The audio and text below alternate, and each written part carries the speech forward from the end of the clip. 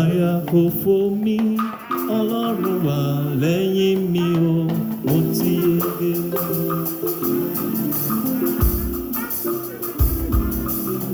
Ẹ̀rù kò bà mí, èmi ti ní Jésù lólúwa o. Àyà kò fò mí, Ọlọ́run mi wà lẹ́yìn mi o, mo ti yege.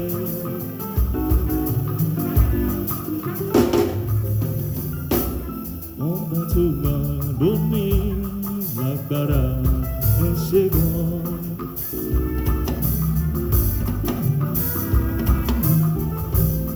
Ìwọ ló pè wá tó rán wa níṣẹ́, Ẹlẹ́dùmarè ránṣẹ́.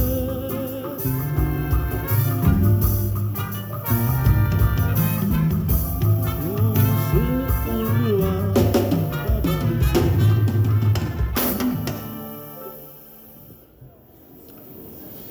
His Most Eminence, Baba Aladra, Dr. D.L. Bob Manuel, Moses Orimolade the Ninth, and the prelates of the Holy Order worldwide. So privileged and happy to be reconnected to you once again. The Deputy Baba Aladra, Elder Dr. Demoren, our guest speaker, the Senior Apostle General and Secretary to the Holy Order, my own personal father and friend, Elder Napo Emoche. Also very respected elders and advisory boards members that are here. I also have seen again my close associate and brother, Elder Dr. Biadung Sanyolu, person whom we work with very closely in the Christian Association of Nigeria. So many CAN leaders here are also my own friend and my neighbor in the hotel, the CAN chairman of Edo State, Elder Omoike. I'm happy that the company you gave me. Very respected head of churches, leaders that are here, invited guests, members of the press, ladies and gentlemen. Of course, my co-discussant, my leader in CAN, the Assistant General Secretary of CAN. I'm also happy to meet with you here. Let me start by thanking His Most Eminence for permitting that we be invited to be part of this wonderful gathering. I remember while I was in the National Office of CAN, the CAN president appealed to you to settle a crisis in Rivers, and you accepted and traveled all the way to Rivers State to meet with me and others to discuss the issues of CAN, and truly we resolved it. I'm most grateful for that humility and your acceptance. And of course, you've also seen the need to bring me up here. So many people contributed to our comfort. I may not have time to say again, but let me appreciate them, the organizers of this program. My friend, the magistrate Michael, also James, Gideon, and so many others that drove me around town when I came in. Actually, as a legal practitioner, I would have simply said I've adopted all the submissions made by His Eminence, the guest speaker, and so that I would just go back and sit down. And it will be considered as adopted and accepted as my own presentation. But of course, you transported me all the way from Jos to here. So I'm sure others will say, no, what did he say? But I've said what they've said, because when you go to court and a son is speaking, and he's saying all the points you are going to say, the best way to go out of it is to adopt all the submission made and return to your seat. But that I'm here, I believe that I will do a little addition, having adopted the submissions that have been made. My humble self, a minister in the marketplace.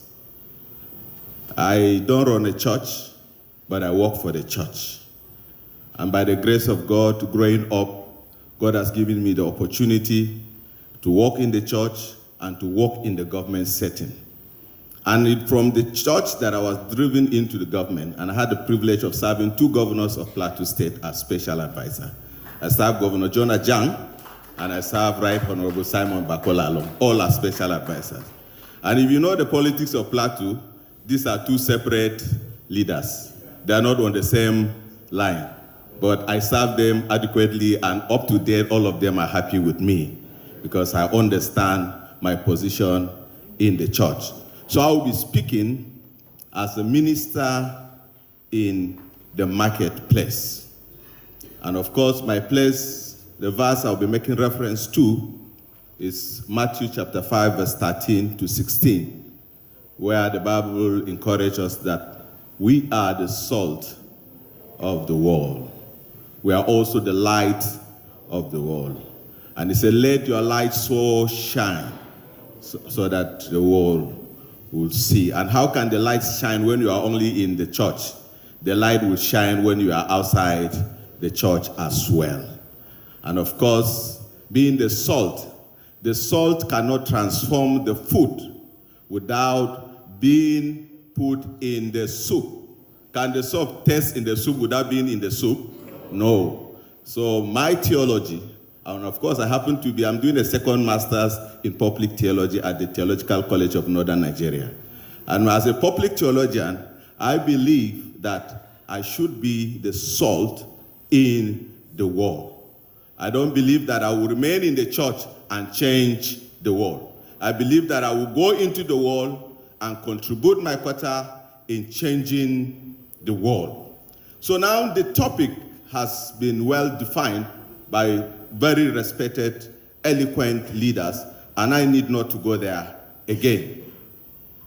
A lady was traveling and she got to a crossroad. And of course, crossroad has been defined. Literally, the crossroad is a dissection, the meeting of roads, you know. So the lady stopped somebody and asked, where do I go from here? And the person said, where do you want to go? And the lady said, I don't know. I said, since you don't know, take any of the roads. And that is where practically this nation is. Can we say, as a matter of fact, that we know where Nigeria is going to? Like His Eminence, Boss Eminence will say, your answer is as good as mine. Because I wouldn't want to say yes or no. But the fact remains that Nigeria has grown. Nigeria has developed. If you look at from 1960 to date, I'm sure some of the buildings here were not here before. I'm sure some of us that are living today were not here before. I'm sure the level of education of our great founder is not as much as our level of education as it is. So I would say, in the real sense, that we cannot claim that nothing has happened to us. But our concern is that the journey has also not been moving as smooth as we thought. And besides our claim to have it move smoothly, we can also say that there is a lot of retardation. You know, a crawling child and a walking child and a running child, they have differences, isn't it? And I can say that Nigeria seems to be crawling. Nigeria seems to be crawling. So like I said, I will be talking to the nation. The guest speaker has spoken to the church. And I have decided that I will talk to the nation instead.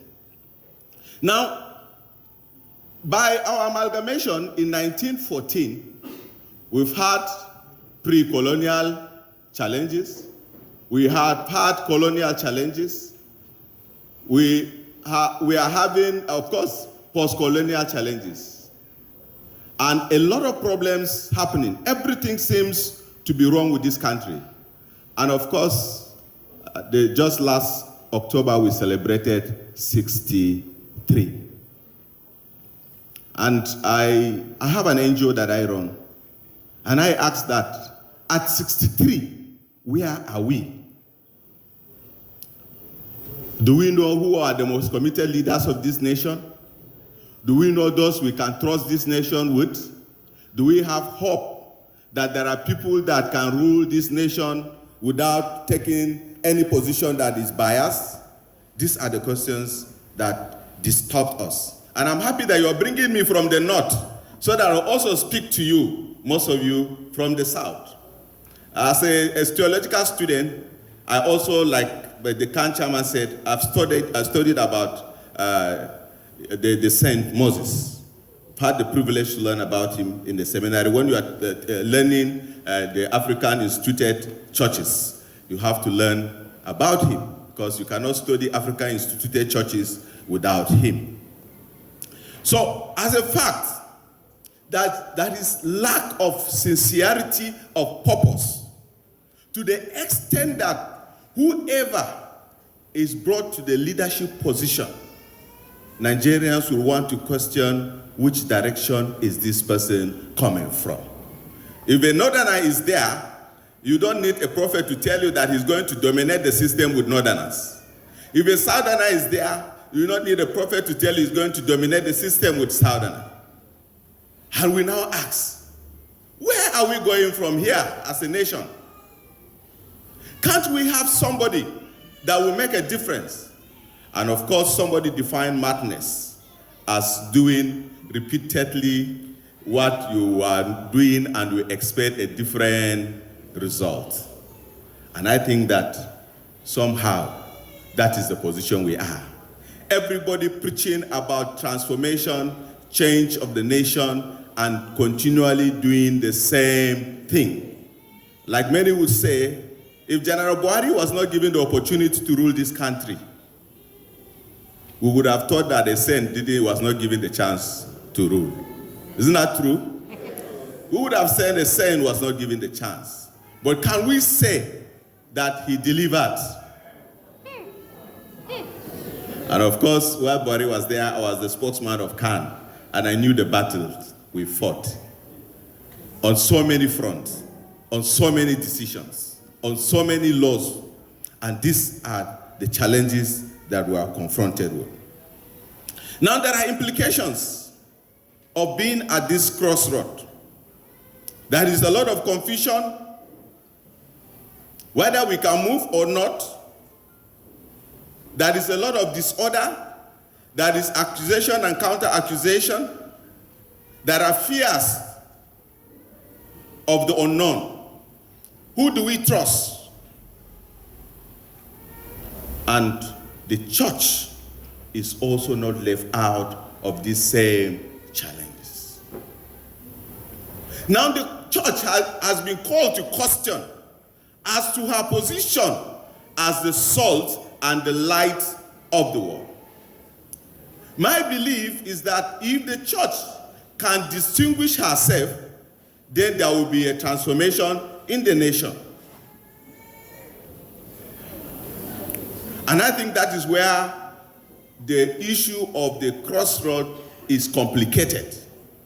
That yes, we could say that those that have been placed in the leadership of this nation are people without vision, are people without understanding. Now, what happened to those of us that are in the system that are from the church? Have we in any way distinguished ourselves? And that is the question. And I would say that yes, a lot of us are trying, but it's also not good enough. It's not good enough. Like our leader will say, that is corruption, nepotism, tribalism, sectionalism, denominationalism, doctrinal challenges, security.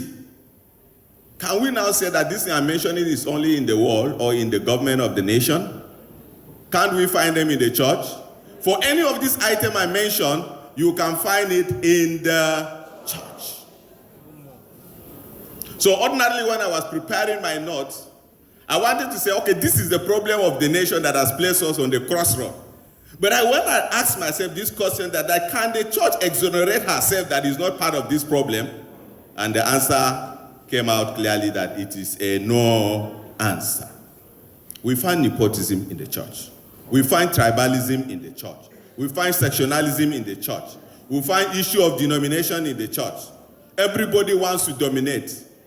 We find even the leadership hierarchy. People manipulate. The guest speaker made reference to that. And of course, what about security? That is security problem even in the church. In fact, I would dare to say that the church is even worse because sometimes we go spiritual. So these are some of the challenges that we are faced with. Now let me briefly speak about the way forward. Since my time, I was given just 7 minutes. What is the way forward? There must be a standard and criteria. The church, like I said, I've emphasized the fact that the church must be involved in the leadership. And in being involved in the leadership, the church will look inward to check her own challenges with the hope of changing it and go outside to transform, because you cannot go to make an impact where you've not also changed yourself. Now we should acknowledge and respect the need for us to integrate. In this country, you know, to be the president, the eligibility is secondary school, isn't it? We don't consider suitability, we consider eligibility. But when they want to employ you to work in a company, what will they say? Where is your certificate? If you want to work in an accounting company, they check for if you are a chartered accountant, what are the trainings you've received. But this country that we are crying for a change is a secondary school that we want to entrust it to.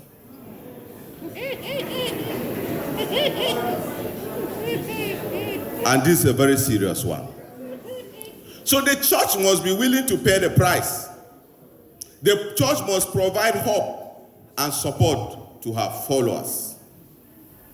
Members must be resolute and committed. The church must serve as the moral compass.